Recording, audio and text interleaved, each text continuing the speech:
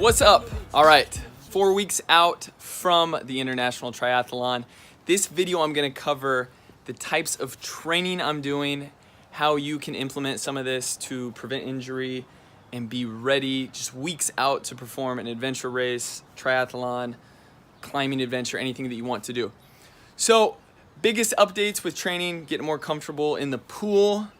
I've already been able to swim further than what my swim is going to be, but that is in a beautiful clear pool, swimming from side to side where I can grab onto something and not a unclear open water. Also tried swimming in the ocean a little bit, but came across my first stingray, which has made me a little bit nervous. So learning that stingray shuffle to be able to defend myself. So the types of training I'm doing, I'm having a lot of fun with. I break it down into 3 different categories as far as conditioning my muscle into more muscle endurance, some explosiveness, which is gonna help with core strength and just general athletic ability, and then the conditioning aspect, which is gonna be more long-term endurance, things like rides, swims, runs, where I'm keeping my heart rate under 75%. Also covering some of the prehab, and I had an Achilles tendon issue a few months ago. I couldn't even run more than a half mile without getting pain, and so I have been treating that with some eccentric exercise and slowly ramping up my miles, plus getting some shoes that help for that. And so I'm gonna go over some of the different types of training that I'm doing. The prehab also includes things like unilateral training, where you're training one side at a time, and that's gonna help determine and help you discover any sort of imbalances that you have. So the mobility plans, as far as, just getting the body more aware and also learning to activate the right muscles so that your muscles do not break down. All right, so here is an example of lean performance training. We got some of these concentric explosive movements that are going to help our anaerobic and aerobic threshold when we're combining with the endurance. Nice pulling move that will not get you sore but help with explosiveness and strength and build muscle endurance. The goal is building strength and the right type of muscles to support us. We got hamstrings and glutes here in the glute ham, similar to a hamstring curl, but focusing on the eccentric in this case. Same thing with these jump pull-ups, going high reps, coming down slow, and that's going to help our lats carry over with things like swimming, core strength as well. Farmer's carries, these are great to implement to build more, again, core stability. It's going to help keep your core stronger so that it does not break down, whether you are, it's like prehab, okay? And we got the snatches, squat cleans. The difference is here we're using a lower to moderate weight, going higher in reps, building the endurance without over exhausting our bodies. Love these squat jumps. Holding a med ball is going to get more of your abs, your core, those supportive muscles, especially that turning, which is going to help with swimming. Be picky about the form. Rower, short term, you can do intervals, or you can go long term, 1,000, 2,000 to help build endurance. Same thing with the assault bike. Great way for 30-second all-out pushes. And then we have this awesome plank core set, which is designed for cycling, running, to help keep your core solid so that it doesn't break down. This is very common. Running on grass has been something I've liked to do. It feels better for my Achilles, helping build stability in my ankle muscles, and I like it. But the training's been a lot of fun, making progress with it, which is very addictive, just tracking things, on the Apple Watch. Also, when I got to ride with one of my good buddies, Eric. We got Eric, the Bike Yoda bad boy from Arizona, right here, gonna show me some things. It's the engine that's strapped to that particular bike. It's not so much the bike, and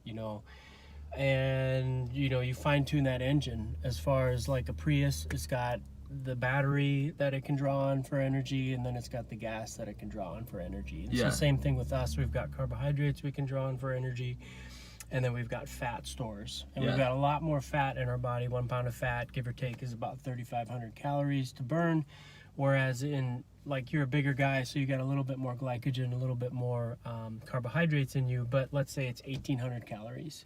So how long is that going to last versus 1 pound of fat? Sure. So if your hybrid engine could burn from that that fat a little bit more, that's basically what you're doing when you're looking at any type of endurance sports, be that cycling, hiking, running, swimming. So he taught me a lot about the difference of burning carbs or burning fat, which I knew from just my general background in exercise science and nutrition.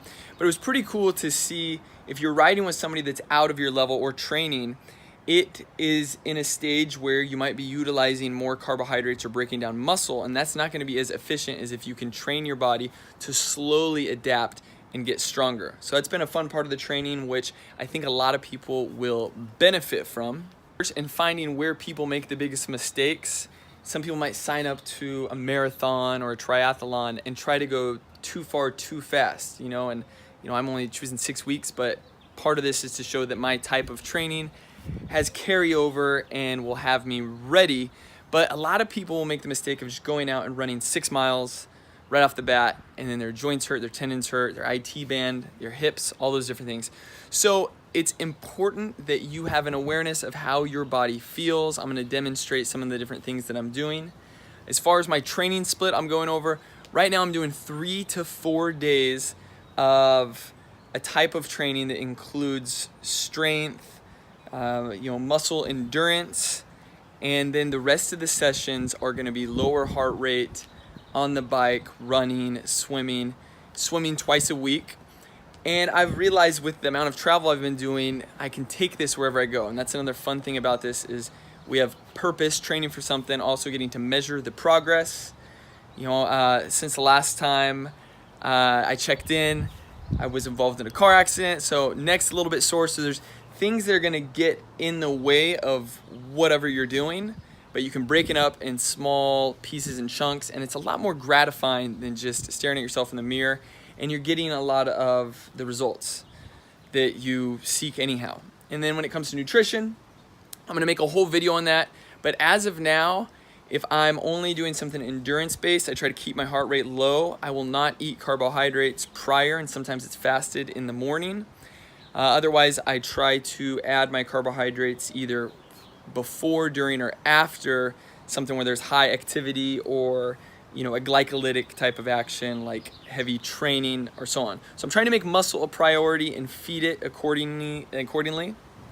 Other than that, I keep shakes to a minimum. I use it as a tool to make things like pancakes and supplements. Not going too crazy with it, making sure my joints, tendons are feeling good. The basics like omega-3s and vitamin D, getting outside, making sure rest and recovery is optimized. And here's a clip from going and riding with Eric in Arizona. Got to ride on a pretty nice bike that measured my wattage and got to learn about my output and fuel source. Pushed myself quite a bit. I finally picked up a bike and upgraded from my hybrid bike to this one that I found at Solana Beach, a former demo bike. I got to pick it up for $350. Just put on some clips, pedals, ready for the road, and has made a big difference so far. Update on running. This doesn't all come without a little bit of pain.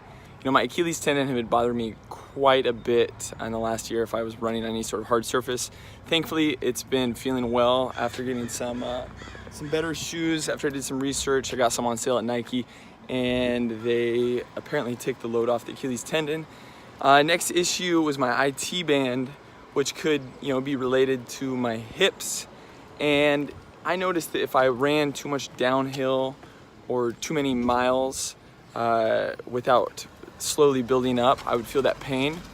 And I haven't felt it for a while. I think because I've been slowly building up, going 2 miles and then 3 miles and then slowly just creeping up a little bit more. And so what you can take from that is when it comes to training, you got to break the whole training plan up into goals, and it's just going to work so much more smooth. And that carries over to so many other things in life. You can't just jump out and throw yourself out at some big goal, like just go run a marathon without training. Otherwise your body's going to be beat up and it does long-term damage. But feeling pretty good when you take care of your body. Recovery and prehab is so important. Hope that was helpful. Thank you for following along. Please like and subscribe. Share this with anybody. Also share any sort of comments or tips that you have. Until the next time, I'll see you later.